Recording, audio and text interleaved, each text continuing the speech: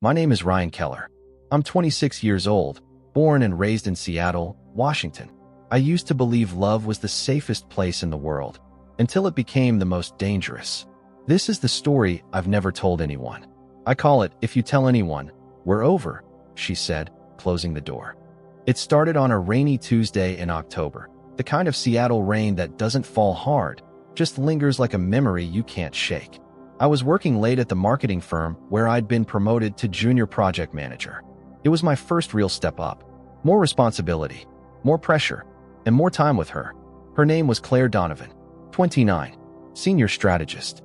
Brilliant, composed, the kind of woman who could silence a boardroom with a single look. She had a way of speaking that made you lean in, like she was letting you in on a secret. The first time we stayed late together, it wasn't intentional.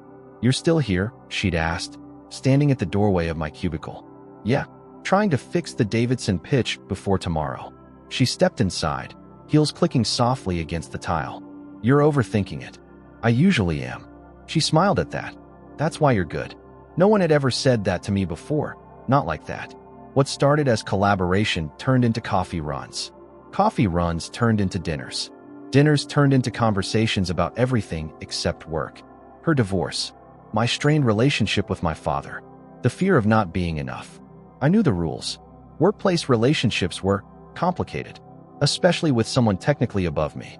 But love doesn't knock politely. It slips in quietly and rearranges everything. 3 months in, I was falling hard. Then came the first crack. It was during a team meeting. She barely looked at me. When I offered an idea, she dismissed it. "Let's keep this realistic, Ryan," she said, cool and distant. The room went silent. Afterward, I followed her into her office. "What was that?" I asked, closing the door behind me. Her jaw tightened. "We can't blur lines at work." I wasn't blurring anything. I was doing my job. "You were challenging me. That's what you told me to do." She exhaled sharply, rubbing her temples. "You don't get it. Then help me understand." That's when she said it. "If you tell anyone, we're over," she said, closing the door.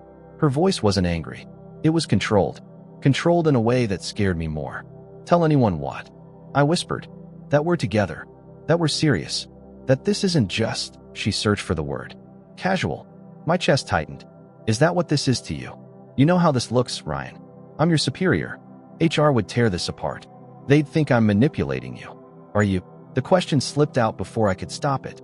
Her eyes flashed. "Don't do that." "Do what? Make me the villain?" I wasn't trying to, but something in her tone felt less like protection and more like control. At home that night, my phone buzzed. "Claire, you scared me today." "Me, why?" "Claire, because I care about you. And caring makes people reckless." I stared at the screen for a long time. Reckless. That word echoed in my head as I lay in bed. I thought about my father's voice growing up. "Never let a woman control the narrative, son." I used to think he was bitter from his divorce. Now, I wasn't so sure. The next week, rumors started spreading at work. Whispers in hallways. Glances that lingered too long. One afternoon, my colleague Marcus leaned against my desk. "Careful, man," he said quietly. "People are talking." "About what?" He raised an eyebrow. "You and Claire." My stomach dropped. "There's nothing to talk about." "Then why does she look at you like that?" "Like what?" I didn't ask. That night, Claire came over. She seemed different, on edge. "Did you tell anyone?" she asked before even saying hello. "No, not even Marcus?" I barely talked to Marcus.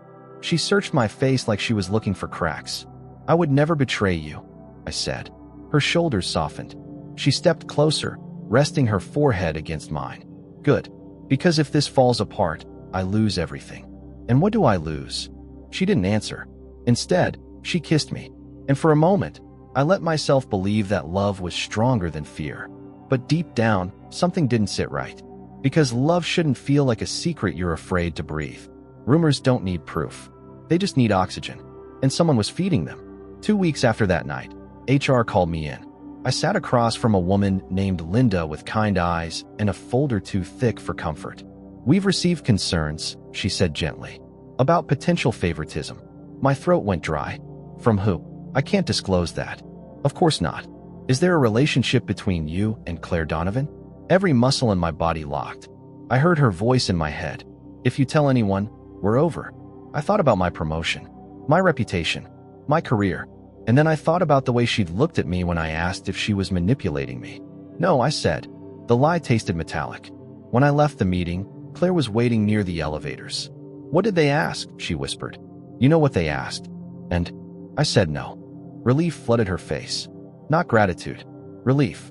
She wrapped her arms around me quickly, but it felt like she was hugging a shield, not a person. You did the right thing, she said. Did I? That night, I couldn't sleep. Something gnawed at me, so I did something I'd never done before.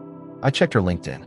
Her profile had updated, exploring new executive opportunities, open to relocation. My heart pounded.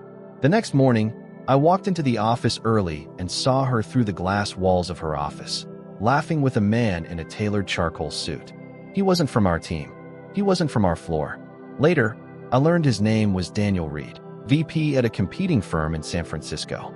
That evening, I confronted her. Are you leaving? I asked. She didn't deny it. I was going to tell you. When it was certain. And what about us? She looked at me like I'd asked something naive. Ryan, this was never meant to be permanent. The words landed harder than any shout. 3 months. You told me you loved me. I do, she said quietly. Then why does it feel like I was just convenient? She flinched. That's not fair, isn't it? You needed discretion. You needed loyalty. You needed someone who wouldn't challenge you publicly. That's not true. Then why was I the only one risking something? Silence. I felt it then, the shift. The realization that I'd been loving her louder than she'd been loving me. I got the offer in San Francisco 2 weeks ago, she admitted. 2 weeks. The same week HR called me in. You were protecting yourself, I said slowly. I was protecting both of us. No, I shook my head. You were protecting your exit. Her eyes glossed over. I can't build my future around a scandal. So you built it around a lie. The room felt smaller, suffocating. I never meant to hurt you, she whispered. I don't think you meant not to. That hurt her more than anger would have. We stood there, the air thick with everything unsaid. Come with me, she said suddenly. San Francisco. Start fresh. I almost laughed. Would we still be a secret? Her silence answered. And that's when I knew. Love isn't love if it needs hiding to survive. I can't, I said. Her lips trembled. For a moment, I saw the woman who stayed late with me over coffee and pitch decks. The woman who told me I was good. But I also saw the strategist. The survivor. The one who would always choose control over vulnerability. She stepped closer, her hand brushing mine. If you walk away, that's it. I know. Her voice broke slightly. If you tell anyone, we're over. This time, it wasn't a threat. It was fear. I opened the door. I'm not telling anyone, I said softly. But I'm not staying either. And I walked out. She moved to San Francisco a month later. I stayed. The rumors faded. My promotion stuck. My father, for once, said he was proud of me. Not for choosing career over love, but for choosing self-respect over silence. I still think about her sometimes. About what we had in those quiet late nights. But here's what I learned. Love that asks you to shrink is not love. Love that thrives in secrecy often survives on imbalance. And the most dangerous words in a relationship aren't, I don't love you. They're, don't tell anyone. Because real love doesn't fear the light. It grows in it.